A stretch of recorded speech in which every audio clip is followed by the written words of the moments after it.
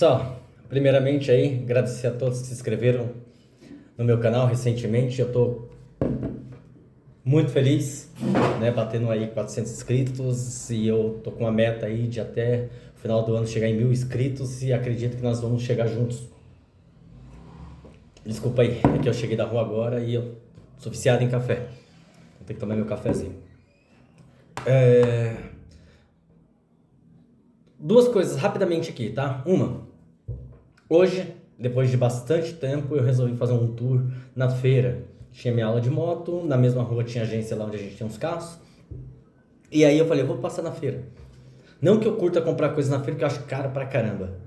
E aí, mas foi mais, sei lá, sem nem vontade de ir. E aí, beleza. Acabei até pegando algumas coisas lá. E na hora que eu cheguei numa banca, um tiozinho começou a puxar assunto, né? Aí eu comecei a comprar uns bagulho lá e fiquei lá, tal. Ele começou a falar de política, não sei o que, e eu fui falar da votação de amanhã. E aí ele foi lá e soltou aquele seguinte bordão: eu não discuto política. Aí eu falei assim: não, você não discute? Não, política e religião não se discute. Eu falei, por quê? Porque cada um tem sua opinião. Eu falei, não é questão de opinião. Se a sua opinião só influenciasse na sua vida, não tem problema nenhum. Beleza? Agora, quando a sua opinião influencia na minha vida também, e aí complica. Por que que eu digo isso? Porque o país está dividido, 50% está indo para o lado do Lula, 50% está do lado do Bolsonaro. Se tivesse a condição de dividir o país, né? Galera do Lula, vai tudo lá pro Nordeste, vai tudo para lá, vá com Deus, não precisa mais trabalhar, fica só vivendo de bolsa, faça o que vocês quiserem, fica acreditando nessas ladainhas, faça o que vocês quiserem. E a galera do lado do Bolsonaro, segue o Bolsonaro e acabou, divide o país. Infelizmente não dá. Porque para mim seria maravilhoso se desse. Não que eu tenha absolutamente nada contra o nordestino, pelo contrário, eu fui feito em Alagoas, Arapiraca. Meus parentes são de lá, eu tenho parentes em Pernambuco, Bahia. Não conheço nenhum deles, mas tem. E amo os nordestinos, tenho vários amigos nordestinos. Né? Meu sonho é um dia ir lá pro Ceará, passar uma temporada lá, talvez até morar. Ainda que eu não gosto de calor, mas eu curto muito Ceará. Mas não dá. E amanhã é um dia que não vai marcar 4 anos de mandato. Não vai. Primeiro que se o Lula ganhar, serão 8 anos de mandato. Porque no primeiro mandato dele ele não vai fazer nada, assim como ele não fez da outra. Ele vai ficar ali pelas beiradinhas e depois ele vai soltar as asinhas depois, ainda que ele esteja muito velho para isso. Mas ele vai formar um exército muito grande de comunistas, isso é fato. E eu tenho um vídeo falando disso aí, ó, tá? Vocês assistam, né? Eu não discuto política. Sabe por que eu não discuto política?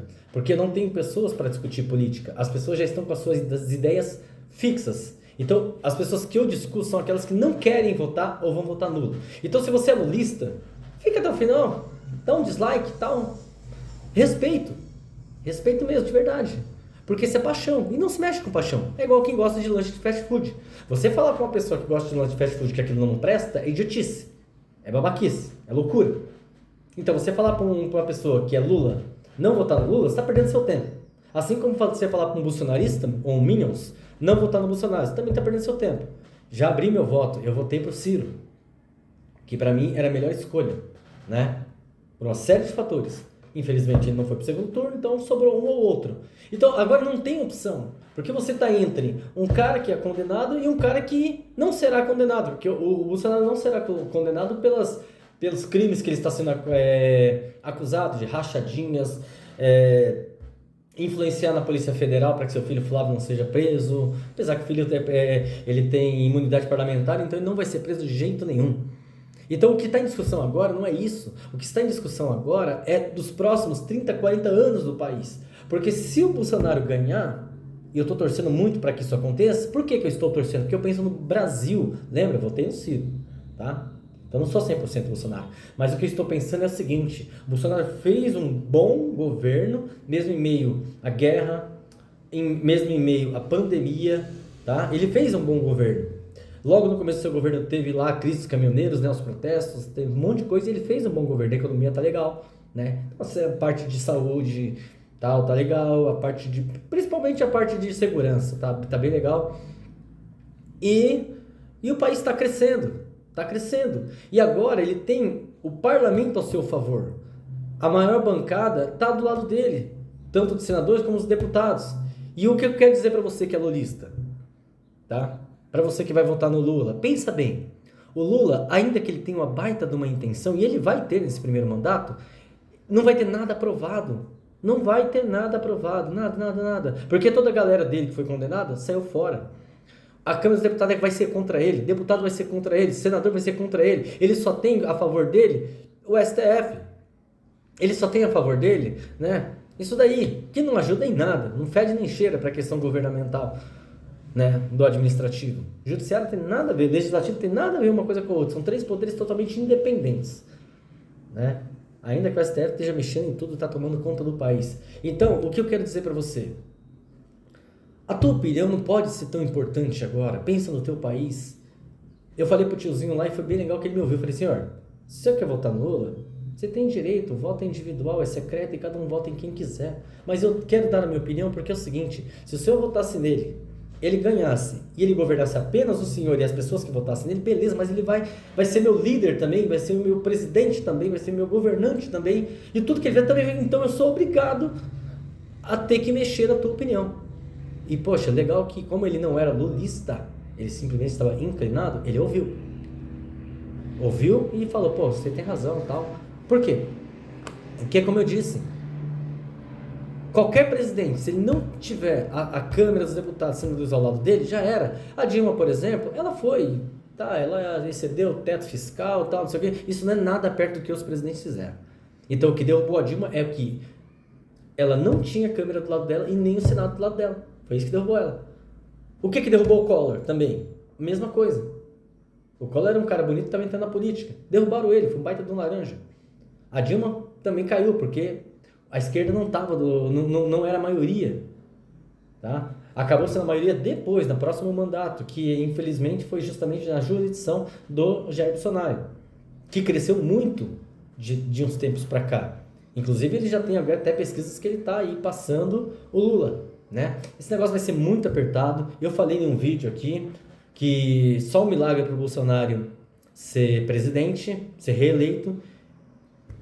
O Bolsonaro foi muito mal em todos os debates que eu assisti dele, foi muito mal, principalmente nesse último de ontem da Rede Globo. Ele entrou na pilha do Bonner, ele entrou na pilha do Lula, falou que ia ser reeleito deputado, errou muito, falhou muito.